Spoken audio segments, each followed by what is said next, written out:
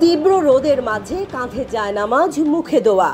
আল আকসার পথে হেঁটে যাচ্ছিলেন হাজারো ফিলিস্তিনি।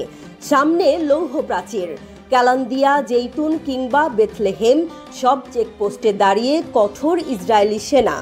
রমজানের তৃতীয় জুমার নামাজ পড়তে আল আকসায় ঢুকতে চেয়েছিলেন যারা, তাদের অধিকাংশকেই ফিরিয়ে দেয়া হলো। এই দৃশ্যটা শুধু জেরুজালেমের চিত্র নয়, এটা ফিলিস্তিনি মুসলিমদের এক দীর্ঘদিনের বাস্তবতা।